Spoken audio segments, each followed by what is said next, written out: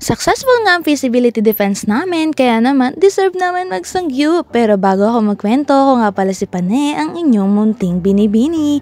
Ito nga pala yung makaganapan bago mag-feasibility defense kinabukasan. So bali po, nandito kami ngayon sa Binangonan dahil dito kami mag-overnight para i-prepare yung mga product, papel at mga sarili namin para sa feasibility defense bukas. Kung makikita nyo nga po, ayan po yung mga grupo ko at katatapos lang nila kumuha ng dahon ng saging para sa ipambabalot sa pastil na produkto namin. Sa totoo lang po, hindi ko akalain makakapag-overnight ako ng ganito kasama yung mga klase ko.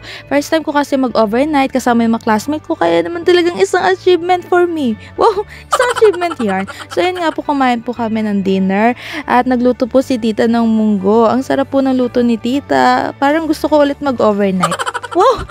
Yan nga po, nakikita niyo po yung mga kasama ko, kumakain na nga po sila ng munggo at pagkatapos nga po nila kumain ay naghugas na rin po si Sharina. Sabi ko nga po sa kanya, napakasipag niya. Sabi ko, ako na lang maghugas para naman makakain ako ulit ng munggo. Wow! Talagang gusto kumain no? Pagkatapos nga po niyan ay ako naman pakulo na po ako ng chicken breast na product namin. Yan po kasi yung lulutuin na ipipresent doon sa panelist. Bale, gabi pa nga lang po ay piniprepare na namin yung produkto dahil nga kami yung unang magpe-present bukas. Syempre naman po tayo din kasi yung lulutuin, mahirap na rin at baka magahol. At kung makikita nyo nga po dyan, nagsishred na po si Grace at si Ruela. Samantalang ko naman ay sumama sa bagong kaibigan dito sa may labas dahil bibili daw po siya. Paglabas nga po namin dyan, bigla ako sinalubong ng lamig. Parang sa sobrang lamig, kailangan ko ng kayakap. Charot! So yun nga po, pasensya na hindi siya makita kasi nga madilim. Pakiramdam ko tuloy may kasama akong multo. Hala, sobrang OA. So ayun nga po, pinsan po siya ni Sorina at magka-close na po kami. Kasi feeling close ako. So sobrang close nga po namin. Ayaw namin magdikit. Hala, at saka nga po pala, kaya kami pala lumabas dahil nga bumili siya ng gatas para panghalo dun sa iced coffee niya. At ako naman ay nautusan na bumili ng napkin. Pagbalik nga po namin ay tinuloy na namin yung preparation namin. Bali po, niluto muna namin yung original pastil at spicy pastil dahil hindi naman na yun kaagad na papanis. Unlike sa mga ibang flavor ng pastil na ilalabas namin, kagaya ng caldereta, Bicol Express at sisig pastil, ay pinagpabukas na po namin. Pagkatapos nga maluto yung original pastil at spicy pastil ay nagpractice na rin po kami ng mga kagrupo ko kung paano namin ipipresent yung PowerPoint presentation namin sa mga panelists. At syempre rin ay nag-isip na rin po kami ng mga possible questions na pwedeng itanong ng mga panelists at kung paano namin ito sasagutin. At kung makikita nyo nga po, ayun po kami, pinapractice po namin yung mga sarili namin. So after nga po namin ma-practice at mag-follow up question ay natulog na rin po kami. At kinabukasan nga po, napakaaga po namin nagising, 2:30 AM pa lang po dahil nga po lulutuin pa po namin yung mga natitirang lulutuin. 3 putahe pa po kasi yung lulutuin, kaya naman maaga kami nagising kasi nga mahirap na at baka malate.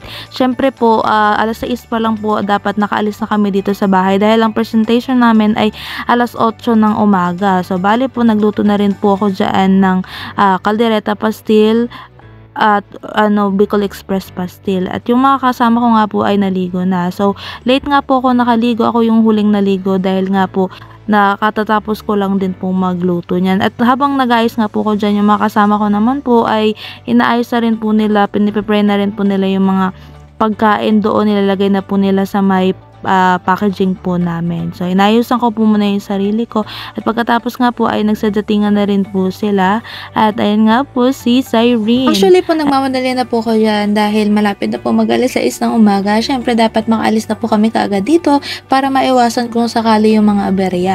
Habang nag-aayos nga po ko dyan ay ito naman si Kate. Wow, napaka-fresh. Sige, magpa-cute ka lang dyan. Mapapanood din na Then nga po, scale ko lang. Sa totoo lang po ay hindi ako masyadong kinakabahan sa feasibility defense namin. Siguro dahil napunta talaga ako sa magaling na grupo. Parang alam mo yun, ramdam mo talaga yung tulungan ng bawat isa. Kapag may nahihirapan, tinutulungan. Kapag may mga tanong, sinasagot agad. So masasabi ko talagang ang swerte ko sa mga kagrupo ko kasi I feel what you call the belongingness. So bale, walang may iwan, dapat lahat may alam. Kaya siguro talagang nakagain din ako ng confidence dahil nga yung makagrupo ko ay nagpapalakas din ng loob ko. Dahil nga mararamdaman maramdaman mo rin talaga yung unity ng bawat isa sa amin. So bali, bago kami umalis sa tuluyang lisanin yung bahay, ay nagkaroon pa kami ng isang pasada pa na practice kung paano namin i-present yung study namin sa panelist. Pagkatapos nga po ng practice ay lumarga na rin po kami dahil nga po 6:00 na. Kung mapapansin nyo nga po, napakadami namin dala dahil nga po nandyan lahat ng gamit, yung papers na titingnan ng panelist, yung produkto na ipe-present namin, at syempre yung mga gamit namin dahil nga nag-overnight kami. Sumakay na nga rin po kami ng tricycle papuntang school. Hindi na nga po kami na jeep dahil nga punuan yung mga jeep at mahirap na at baka malate. Mabuti na nga lang po yung sinakyan namin ay napakabait po dahil hindi po nang babarat ng mga estudyante. Mabilis nga lang po yung biyahe namin kaya nakarating kaagad kami sa school. Pagkarating nga po namin dito ay nagpunta na rin po kami sa room kung saan kami nagdi-defense. Inayos nga po muna namin yung mga upuan at lamesa kasi nga lapit ng lamesa. Parang mararamdaman mo talaga ang paggigisa ng panelist eh.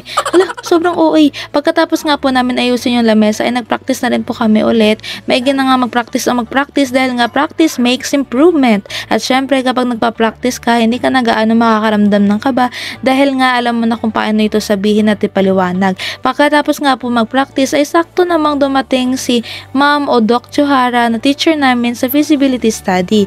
Napakagaling po talaga niyang teacher as in dahil nga po hindi rin talaga namin matatapos tong study namin kung wala yung tulong niya, at bukod dun kasi sumasagot din talaga siya sa mga concern ng mga students. Hala, grabe, wala na, baka magplatono na kami nito. Charot.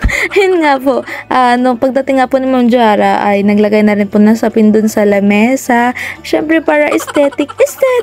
Ayun nga po, inayos na nga po namin yung papers namin, titingnan po ng panelist, yung tubig, yung pagkain, at syempre po yung different flavors man to pastil ay niready na rin po namin dahil nga po yan yung product namin. At syempre po, titikman din po kasi yan ng panelist. At syempre, ito rin ay di pa huli yung PowerPoint presentation po namin ng group ko. At syempre, may kwento ko na rin na hindi ko na videohan yung mismong pagpe-present namin sa panelist dahil nga nakalimutan ko. Kaya naman nung pinalabas muna kami dahil nga pinag-iisipan yung grade namin ay nag-set up agad ako ng camera. Kaya na-videohan ko yung resulta. Ito na po yung resulta namin. Congratulations! Congratulations!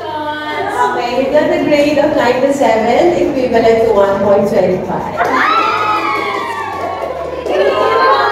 Very minimal naman kasi natin. Push nyo. Push yan. Thank you po.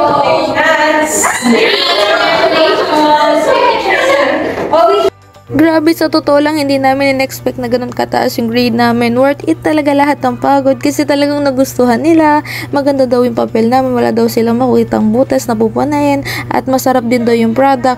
As in, nagustuhan po talaga nila. Grabe, wala na talaga. Graduation na talaga. Hala, excited. So, ayun nga po ay napaalam na din po ako sa teacher namin na mag-picture din po kasama sila. Paglabas nga po namin, syempre, hindi pa rin po talaga kami makamove on. Ito nga po kami. At syempre, dahil nga worth it yung resulta ng Feasive Defense namin, ay magsasanggip na kami ng mga kasama ko kahit talagang simot na talaga yung pera namin. So, habang naglalakad nga po kami, nadaanan din po namin yung mga classmate po namin.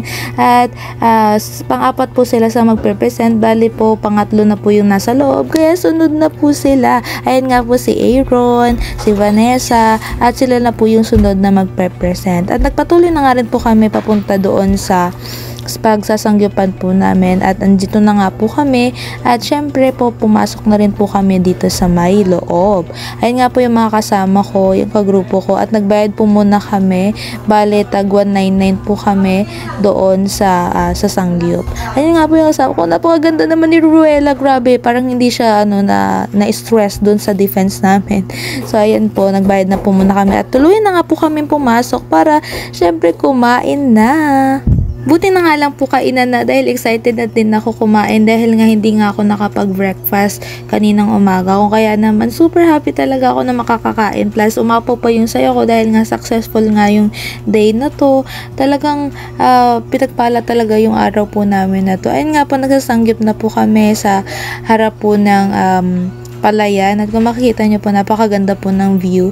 At syempre, nagluto na rin po kami dyan ni Cyrene. At ito nga po yung mga kasama ko, nakakumain na rin po kami ng sangyup. Grabe, talagang hindi ko in-expect na abot po kami sa ganito. Magiging successful po yung defense po namin. Kasi talagang nung una, gumagawa pa lang po kami ng mga papers. Tapos ito, ngayon kumakain na po kami dahil nga naging successful po yung defense namin. Talagang nakakataba po talaga ng puso. Talagang deserve talaga namin kumain. Ayan nga po yung mga pagkain po namin. Ayan po si Cyrene. At ayan din po, kumakain na rin po ako. At ayun nga po, kain po tayo. Po ay kagabi. Paano siya? Gumagawa ng dance step. Binidyo ko mo. Nahuli naman ako. Umalag yan kanina sa work si Ma'am Joara. At worth it nga po yung araw na to. Masasabi ko talaga na lahat ng pagod talaga may suklian na maganda, lalo na kung pinaghirapan. So ayun nga po, hanggang dito na nga lang din po yung vlog ko. At always remember po, be humble and never think you are better than anyone else. Bye bye!